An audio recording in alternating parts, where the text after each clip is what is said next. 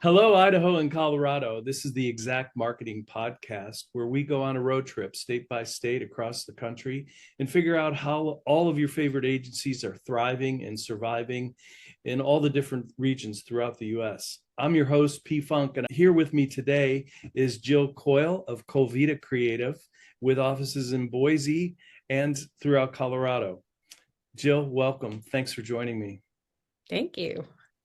So I was looking at your website and I get a sense of an independent spirit, and I was struck by the quote, Colvita is an agency reimagined. Can you share with the audience what led you to positioning the agency in that way? The agency was created in 2019. So really, right before COVID. And so we've had to shift our model quite a bit between then and now. But when we created Colvita, we really just wanted to meet the clients where they were in their business growth and within their landscape. And so we didn't want to create really a marketing plan that was one size fits all. And but truly what was going to be custom to what was going to work and scale for them.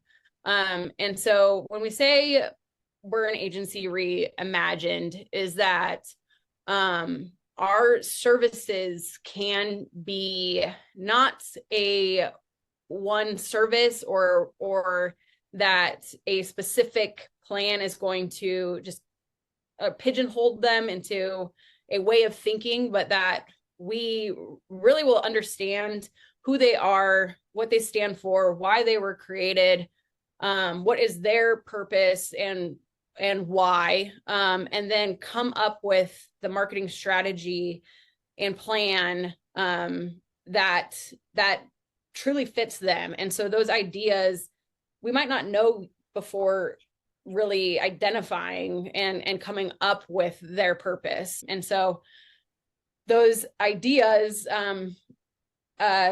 we might not know what, they might not be on our services list on our website yet. And so we try not to get clients like locked into ideas until we've done that discovery work. And then they might be revealed and we'll come up with them.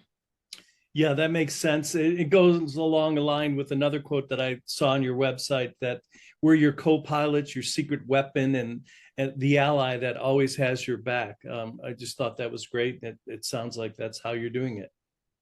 Yeah, we're very lucky to have longstanding partnerships with the clients we work with. Our agency has been around for 5 years, and most of our clients have been with us for 5 years. And so we're able to, forecast out long-term strategies for our clients and marketing plans that are not within just the year, but, where do we want to be in 3, 5, and beyond? And so a lot of clients view us as their marketing department or strategic partner. And so we really get into the nitty-gritty with them and, what is your business plan? And so how can we align ourselves with that?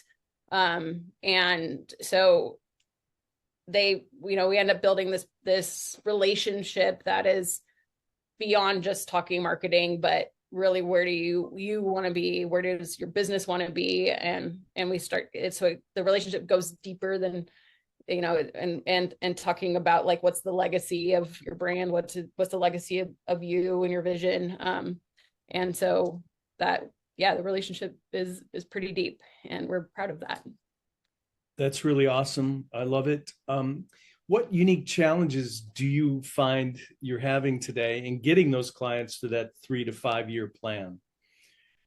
Yeah, well, things are changing, and daily with our market and with the digital world, and we're following that very, very closely. And even as today with just the challenges of even TikTok, and that's right. That's one very tactical strategy, but it's relevant as of today, and just following what's going to happen there. But what it does for us is just continue to have the conversations with our brands of how do we stay relevant, and what is that doing to consumer behavior, and then culturally, big picture, how is that shaping the conversation for people, and even if they're not on TikTok, but how does that culturally shift how people are thinking? What are they scared of? What are they how are they acting? Like, how is that purchase behavior like maybe getting affected just because of the conversations that are happening around TikTok?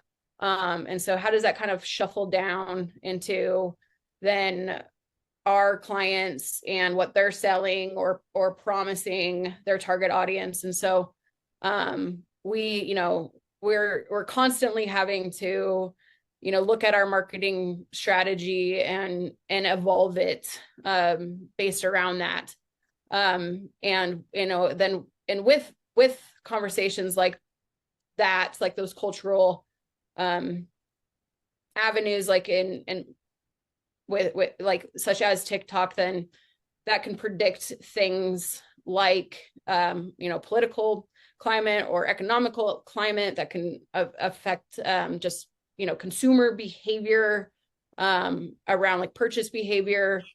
And so then we also are then having to discuss then marketing budgets with them. So what is that going to do with like your sales forecast and your sales trends? That's going to then affect your marketing budget. And so that's a challenge that we have to face. We're at the beginning of 2025. And so we're having discussions with everyone on their marketing budget. What are we, forecasted to see in 2025 with some of these changes? And how are we going to plan for your marketing budget around that? And what are we going to potentially see digitally, like with those changes? And so we sit with our clients and help them plan for that. And so a lot of challenges we see is clients like can start to get a little scared of not knowing the unknown, and will get reserved with their budget, or we get clients that get extremely aggressive. They don't want to hold back, and so we will walk them through that. One thing we try to remind our clients is like marketing is an investment in their brand, and so making sure we also have like the tools in place that we're tracking every dollar that's going out and seeing the return back.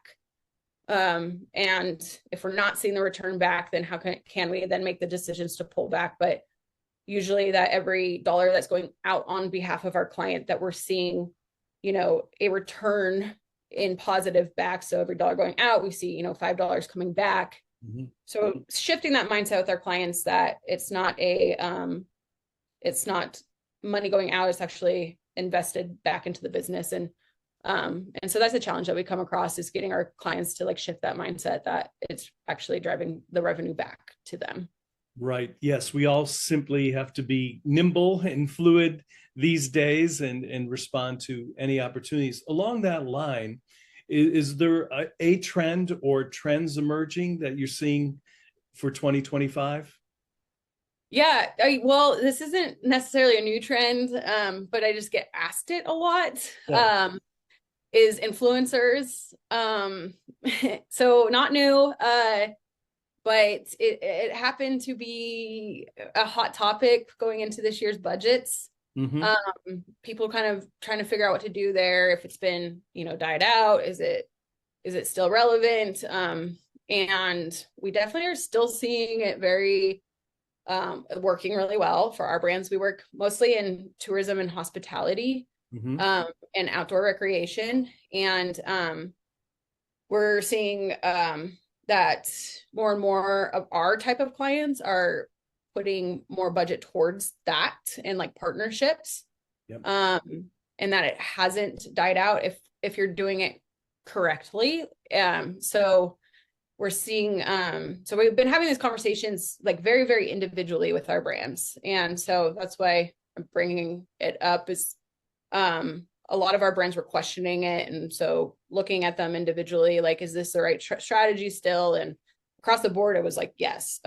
Like looking back on 2024, these types of partnerships with very, very like dedicated, true loyal audiences on their platforms, we saw like, really great return. It beat out kind of paid partnerships. We just had to do the research to find the right people. And I think that that's where people do it sometimes incorrectly, is kind of like that mass blast with people who have a big following or someone who doesn't fit the brand. And then us as consumers can get turned off to that, like, or it just feels like another paid, partnership. If you find the right person, and it can feel organic in the feed, then it can work really well. And so, and also mixed in with our other layers of paid support and outreach. But so again, not new, but I think people are getting, us as consumers are starting to pick out the ones that are just blasted, and we don't, I don't like those. But if it feels like it's true and speaking to me and information I want to know, like from someone that I trust on my feed, right, then it can work really well. And I can see it going more and more that way.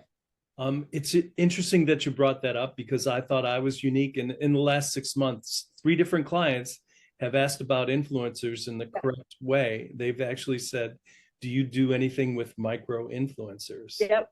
Yeah. What? You know what that is? Yeah, we can make that happen. And we've created an affiliation here. I'm in Pennsylvania with another female-owned agency called The Motherhood. And all they do is micro influencers. So interesting that you bring that up. Yeah. What has been your most successful client acquisition channel when you're out there finding new business? What serves you best in doing that, serving that purpose? That's a good question. Like we definitely get a lot of word of mouth. Great. But media partners like yourself, we find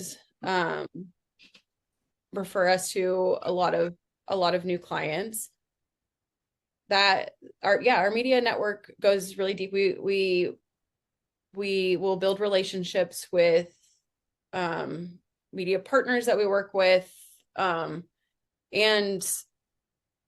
I guess I can kind of go back to like that influencer conversation, but also influencers that extends out to like brands that we work with, or like partners that we work with, like an event that maybe we'll talk to, that we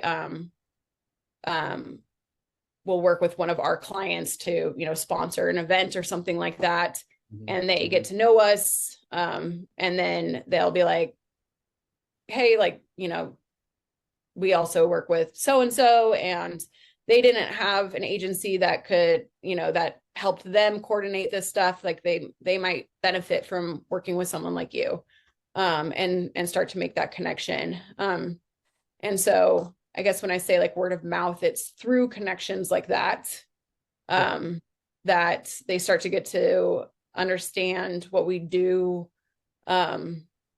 through representation, like representing one of our clients in those scenarios, and then we'll get connected in that way. Great.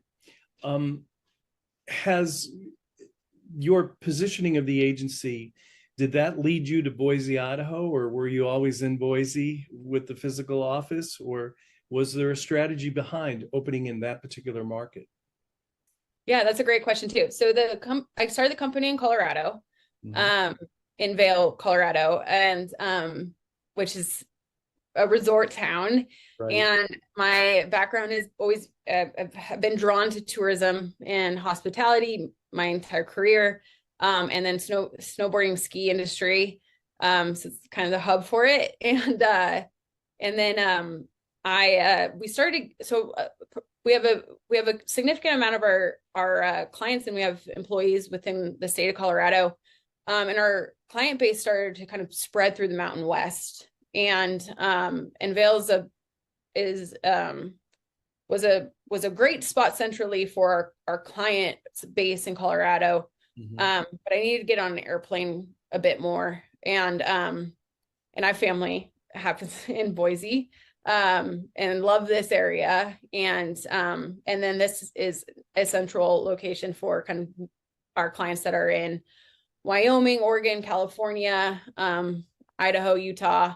And so I opened an office here, and it's a, very easy trip back to Colorado. So Right. this now has become a really great location for us here.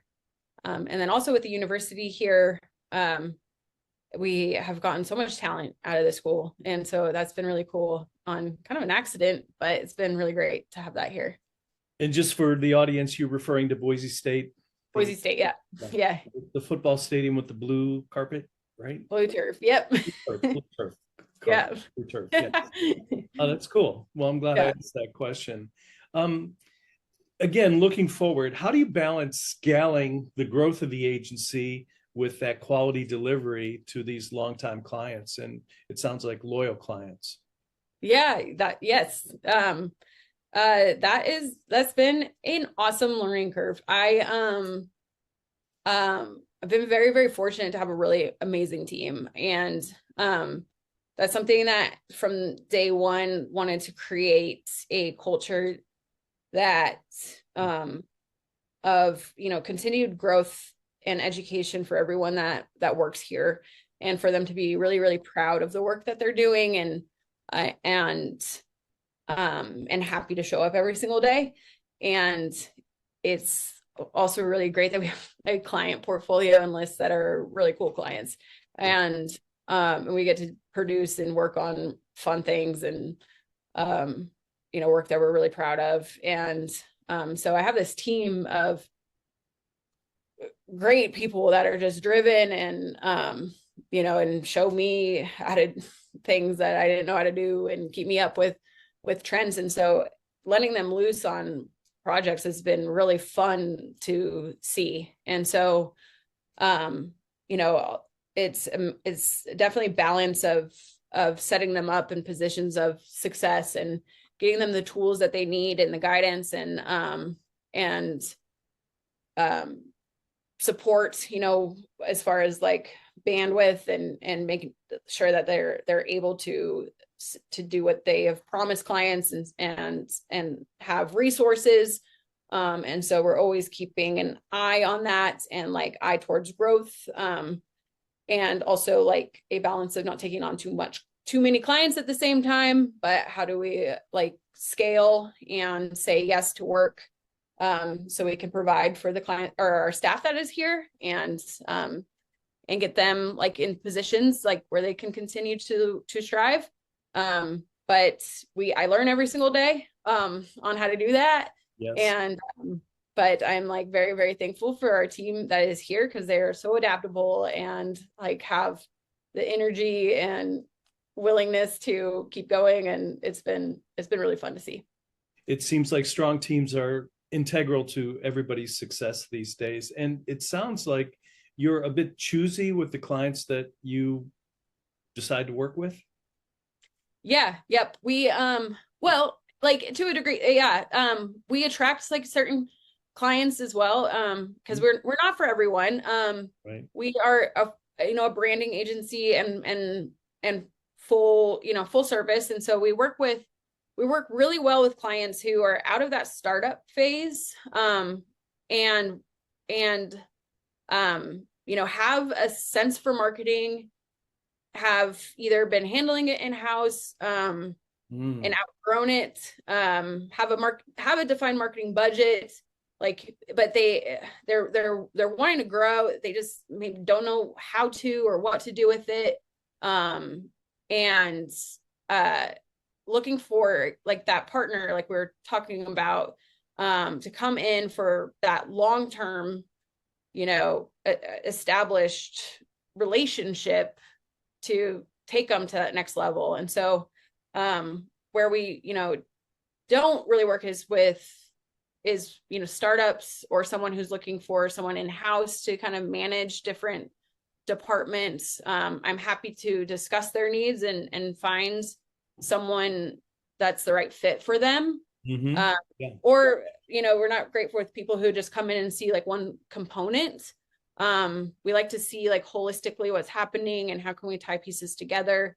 And so when those types of clients come in, then we're great at stepping in and helping them and forecast out.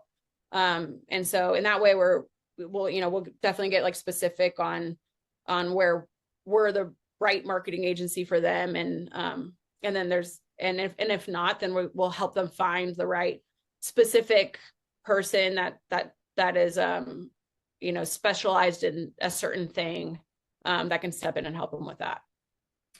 It's really interesting. So it sounds like you are very collaborative with other agencies. Mm-hmm. So what is your take on the competitive landscape of the markets that you're in? Is it fierce, or is it manageable, or is it a coexistence? I truly believe that collaboration helps everyone. Yeah. And I think, all ships rise together. I think that, in Boise, there's a lot of agencies who are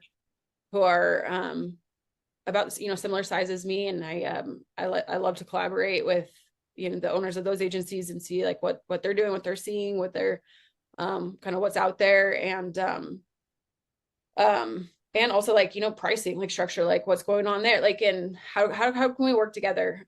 There's enough for everyone, and how can we better each other? And so, and how can I like toss certain things if it comes in my door, like, then how can I get this over to you if it's a better fit for you? And same with like hiring. And no, like times I'm not hiring, I'll get a resume that is a very qualified candidate, and I'm like, how can I get this to someone that I know is hiring? So I'm all about collaboration. That's tremendous to hear. It sounds healthy to me. So along those lines, what growth opportunities do you see in 2025 for your agency, Jill? It seems like we're in some transformation. You've mentioned that you're in hospitality and tourism. Is there another channel you have your eyes on for growth? Yeah, I do. I always have something in the hopper. It's a matter of controlling where my mind goes. But yeah, well, for us, I mean, we're still a very small team. Like I mentioned, we're in year 5. And I'm very proud of the accomplishments we've made, but we have room to to grow our team and continue to get the support that we need within our departments.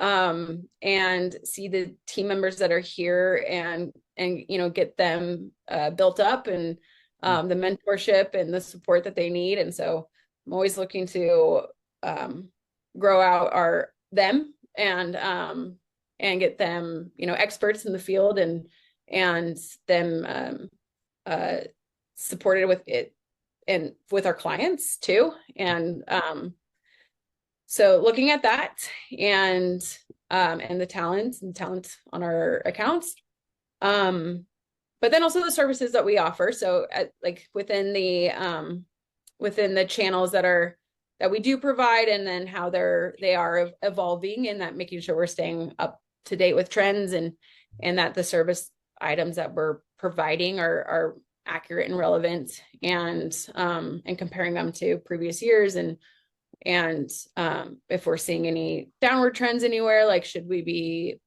considering to evolve that? AI, like for example, AI being huge, is there anywhere we can be using that to our advantage, in terms of advantage to our clients too? Like should they be hopping on that and using us less in certain areas, or can we be optimizing that in some of our service areas? So that, for example. But then also just within hospitality, like how is that shifting, and should we be that extends into things like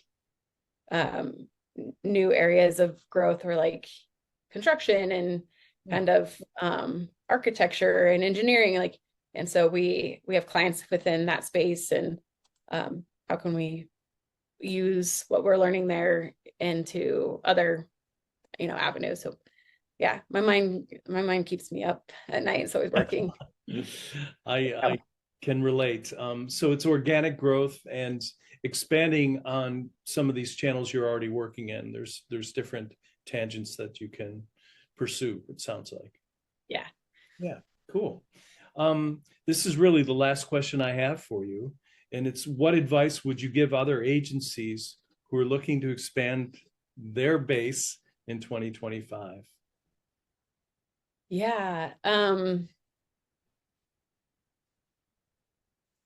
Clarifying question, I guess. You mean base like their footprint or their, what do you mean by Business expand? growth, like how could they make more money, become more profitable? I can answer it so many different ways. Yeah, I would say to agency that's looking to expand their growth,